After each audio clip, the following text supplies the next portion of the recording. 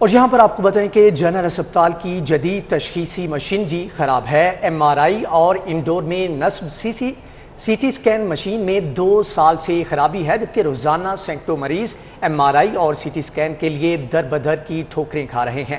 2 سال سے مریض مہنگے ٹیسٹ کروانے پر بھی مجبور ہیں۔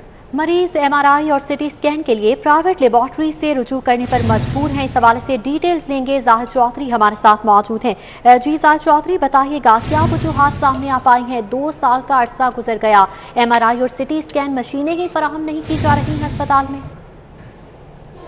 جی، لاہور جنرل اسپتال میں گزشتہ 2 سال سے جو MRI ہے جنرل اسپتال کی وہ خراب پڑی ہے، اور آلموسٹ اس مشین کو جو ہے وہ اب نکارا کہا جا رہا ہے، لیکن ابھی تک باضابطہ طور پہ اس کو جو ہے وہ کنڈم ڈکلیئر نہیں کیا جا سکا، نہ ہی نئی مشین جو ہے وہ خریدنے کے لیے کوئی پروسیس جو ہے وہ ابھی تک سامنے آیا ہے۔ دوسری جانب جو انڈور میں جنرل اسپتال میں جو سی ٹی اسکین مشین تھی وہ بھی جو ہے وہ بند پڑی ہے عرصہ دراز سے، اور یہ دونوں اکوپمنٹ جو ہے وہ بند ہونے کی وجہ سے لاہور جنرل اسپتال میں آنے والے جو ہزاروں پیشنٹس ہیں ان کے ٹیسٹ ہسپتال میں نہیں ہو پا رہے، اور فی الوقت جو ہے وہ ان کے تمام ٹیسٹ جو ہیں وہ Punjab institute of neuro sciences کی MRI اور سی ٹی اسکین کے اوپر کیے جا رہے ہیں، جس کی وجہ سے جو سی ٹی اسکین اور MRI Punjab institute of neuro sciences میں نصب ہے اس کے اوپر رش اور لوڈ جو ہے وہ ہر گزرتے دن کے ساتھ بڑھ رہا ہے، اور جنرل اسپتال جو ہے وہ ابھی تک اس جدید تشخیصی سہولت سے محروم ہے۔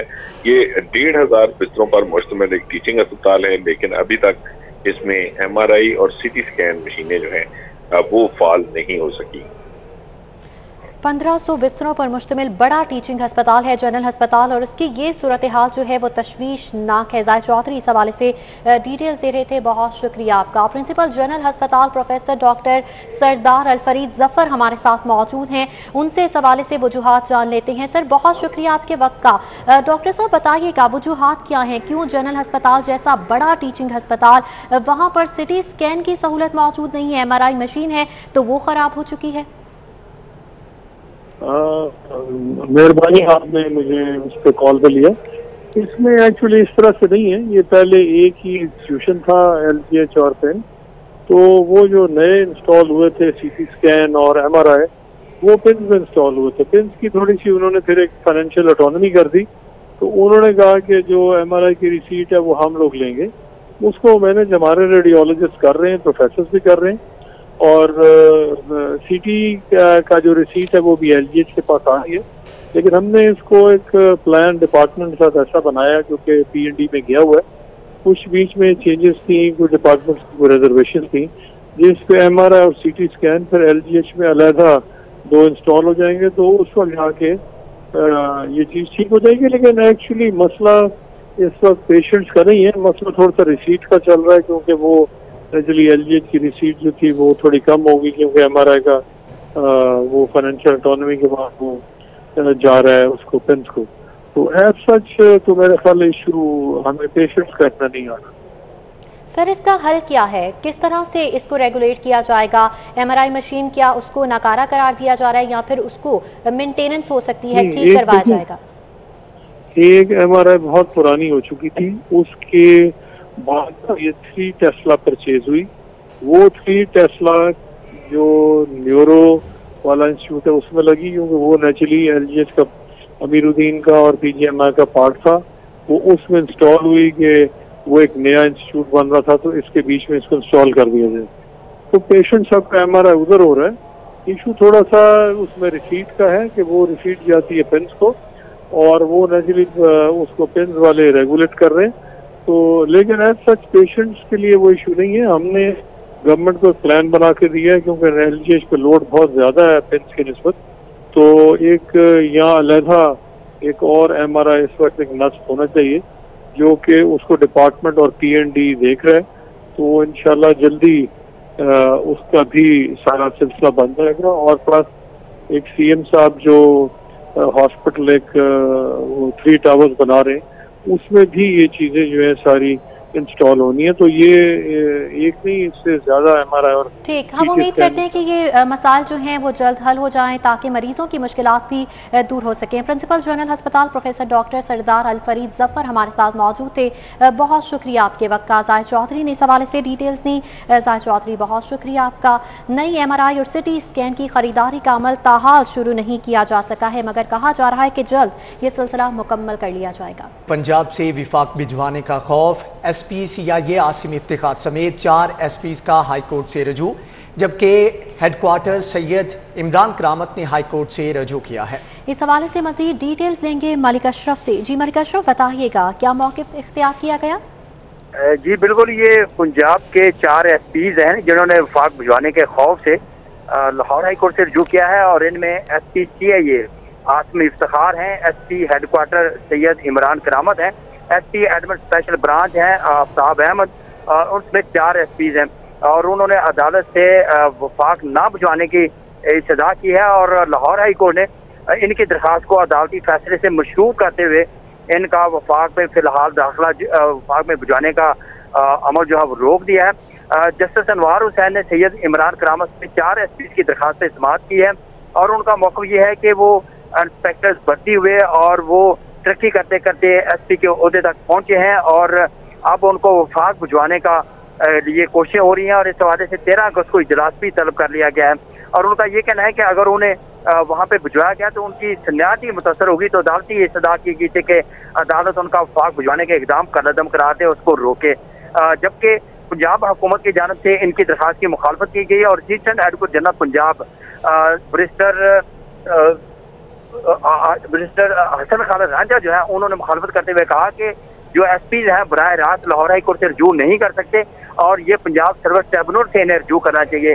बैरिस्टर हसन खालिद रांझा ने अदालत में मौक़िफ़ तैयार किया कि जो सर्विस रूल्स हैं और सुप्रीम कोर्ट के जो फैसले हैं उसके मुताबिक SPs को अपने मामले के लिए पंजाब सर्विस ट्रिब्यूनल से रजू करना चाहिए, और ये बराह रास्त लाहौर हाई कोर्ट से रजू नहीं कर सकते। ताहम अदालत ने कई सवाल मुलतवी किया है, और वफाक और पंजाब में दीगर फ्रीकैन से इस हवाले से जवाब तलब किया है।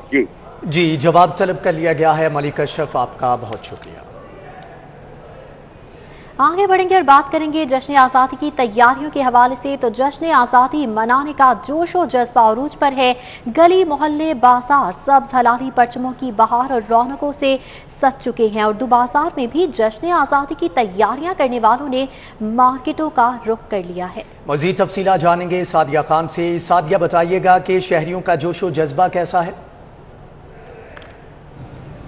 जी हाँ, जश्न आज़ादी की तैयारियों के हवाले से बात करें तो उर्दू बाज़ार जो कि खासा अहम समझा जाता है और काफ़ी ज़्यादा मशहूर है, क्योंकि यहाँ पर हमें हमेशा जो है वो शहरियों की और लाहौरियों की एक बड़ी तादाद नज़र आती है। खासकर अगर हम 14 अगस्त की तैयारी के हवाले से बात करते हैं तो यहाँ पर आपको मुख्तलिफ चीज़ें मिलेंगी।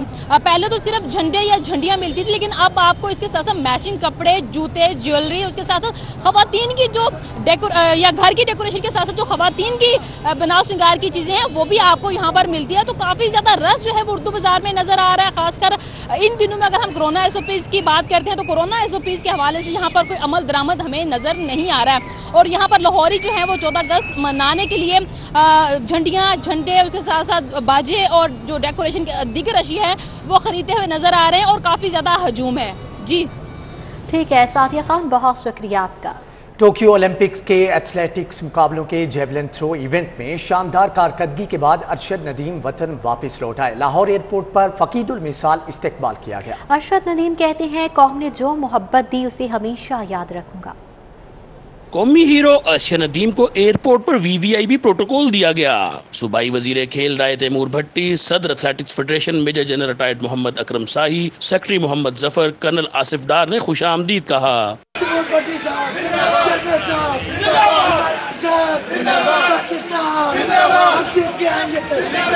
सदर एथलेटिक्स फेडरेशन खुद गाड़ी ड्राइव करके अरशद नदीम को एयरपोर्ट से बाहर लेकर आए। अरशद नदीम अपने वालिद को गले मिले, वालिदा को देखते ही इनके कदमों में गिर गए और फरते जज्बात से आबदीदा हो गए। मीडिया से गुफ्तगू करते हुए अरशद नदीम ने कहा कि आने वाले इवेंट्स में कामयाबी हासिल करके कौम को बड़ी खुशियां दूंगा। इन्होंने जो भी मेरे लिए किया है, अच्छी फैसिलिटीज़ की है, और मैंने अल्हम्दुलिल्लाह रिजल्ट दिया, अच्छा दिया। इंशाल्लाह नेक्स्ट टाइम हमें जो भी कमियां रह गई हैं इंशाल्लाह हम पूरी करेंगे। اور نیکسٹ ٹائم انشاءاللہ میں پاکستانی قوم کو مایوس نہیں کروں گا۔ صوبائی وزیر کھیل رائے تیمور بھٹی نے کہا کہ ارشد ندیم نے پوری قوم کا سر فخر سے بلند کر دیا ہے۔ یہ ہمارا بچہ ایتھلیٹکس میں ہم انٹرنیشنلی اس طرح ہماری پہچان نہیں تھی، اس بچے نے ہمیں انٹرنیشنلی پوری دنیا میں 5ویں نمبر پہ آ کے پاکستان کو ایک پہچان دی۔ ارشد ندیم عزیزوں اور دوستوں کے ہمراہ اپنے آبائی شہر میاں چنو روانہ ہو گئے۔ کیمرامین ملک جاوید کے ساتھ حافظ شہباز علی، سٹی 42۔ ریلوے حکام کے عجب منصوبے، لاکھوں روپے تنخواہیں لینے والے ایم پی اسکیل کے آئی ٹی افسران تو بھرتی کر لیے، مگر آئی ٹی منصوبے باہر سے بنوائے جانے لگے۔ اس حوالے سے تفصیلات جانیں گے سعید احمد سعید سے۔ سعید آگاہ کیجیے گا۔ جو بالکل خسارے کا شکار محکمہ ریلوے کے اعلیٰ افسران کے عجب فیصلے ہیں وہ سامنے آنا شروع ہو چکے ہیں۔ ایک طرف شعبہ آئی ٹی کے اندر ایم پی اسکیل کے اوپر لاکھوں روپے کے عوض افسران ہیں وہ بھرتی کیے جا رہے ہیں، جبکہ دوسری طرف ریلوے کے آئی ٹی کے منصوبے ہیں وہ باہر سے کروائے جا رہے ہیں۔ ریلوے کے اندر مسافروں کی ای ٹکٹنگ، مسافروں کے لیے ہیلپ لائن اور ٹریکنگ کے لیے ایک سسٹم ہے جس کا نام رابطہ تھا، اس کے لیے ایک ٹینڈر جاری کیا گیا اور جس کے اندر 3 کمپنیاں ہیں، ذرائع کے مطابق انہوں نے پارٹیسپیٹ کیا، جن میں سے ایک کمپنی تھی اس نے شرائط پر پورا ہونے کے عوض وہ ٹینڈر ہے وہ جیتا، جبکہ ذرائع کا یہ کہنا ہے کہ ریلوے کا پہلے سے ہی اپنا خودکار نظام موجود ہے جو کہ ای ٹکٹنگ، ہیلپ لائن اور ٹریکنگ کا سہولت ہے مسافروں کو ہے وہ دے رہا ہے، لیکن اس کے باوجود ریلوے کی طرف سے من پسند ٹھیکیداروں کو نوازنے کے لیے یہ ایک منصوبہ ہے وہ تیار کیا گیا۔ رابطہ سسٹم نامی یہ منصوبہ ہے جس کے لیے ٹینڈر جیتا گیا۔ اس میں جو ایک کمپنی تھی نارنکو ایزی وے کو ایک ٹینڈر ہے یہ ایوارڈ کیا گیا، لیکن دوسری 2 آزادی کی مناسبت سے کھیلوں کے مقابلوں کا انعقاد کیا گیا۔ بچیوں نے مختلف کھیلوں میں حصہ لیا اور آزادی کے رنگوں کو نمایاں کیا گیا۔ مقابلوں کا احوال حسنین اولک سے جان لیتے ہیں۔ جی حسنین۔ آج ہی ماہ اگست کا آغاز ہوتے ہی ہر سو آزادی کے نعرے گونجنے لگتے ہیں اور یہاں پر بیٹیاں بھی آزاد ہیں، بہنیں بھی آزاد ہیں، مائیں بھی آزاد ہیں اور ہمارے بچے بھی آزاد ہیں۔ کنکوڈیا کالج کی جانب سے سپورٹس ایونٹ کا آرگنائز کیا گیا ہے جس کا جو ٹائٹل ہے وہ یہ رکھا گیا ہے کہ یہاں پر آزادی ہے، ہمارے بچے آزاد ہیں، سبھی آزاد ہیں۔ تو بچیوں سے بات کر لیتے ہیں کہ اس سپورٹس ایونٹ کے حوالے سے وہ کیا کہتے ہیں کہ وہ کتنے آزاد ہیں۔ مجھے یہ بتائیے گا یہ جو سپورٹس ایونٹ آرگنائز کیا گیا ہے آپ کے کالج کی جانب سے، کیا پیغام دینا چاہتے ہیں آپ؟ میں اس میں یہ پیغام دینا چاہتی ہوں کہ جیسا کہ ہمارا وطن آزاد ہے، یہاں پر بیٹیوں ماؤں سب کو برابر کے حقوق دیے جاتے ہیں، اسلام کے مطابق عورتوں اور مردوں کو برابر کے حقوق دیے جاتے ہیں۔ ہمارے وطن میں بھی بیٹیاں آزاد ہیں، یہاں پر کوئی بندش نہیں ہے، ہم جو چاہیں ہمیں سب کچھ ہمیں پرووائڈ کیا جاتا ہے اور ہم لوگ آئی ہوپ سو ہم اس طرح آگے بڑھتے ہیں۔ ہم لوگ جی بالکل آگے بڑھنا ہے اور بھی بچیاں ان سے بات کرنے ہیں۔ مجھے یہ بتائیے گا آپ کیا میسج دینا چاہتے ہیں اس آزادی کے موقع پر ان تمام بیٹیوں کو، بہنوں کو یا بچیوں کو جو آپ کو سن رہے ہیں؟ جی بالکل میں یہ میسیج کرنا چاہوں گی جو گھر بیٹھی ہیں اس ڈر سے کہ باہر نکلیں گے تو یہ ہوگا، مطلب کچھ بھی جو ڈر کے بیٹھی ہوئی ہیں، تو میں ان سے یہی کہنا چاہوں گی کہ باہر نکلیں، آئیں، کچھ بھی نہیں ہے، باہر نکلیں، دیکھیں آ کے اپنا جذبہ مطلب اپنا دکھائیں۔ جی حسنین اولک آپ کا بہت شکریہ۔ نیوز اسٹوڈیو سے فی الوقت اتنا ہی۔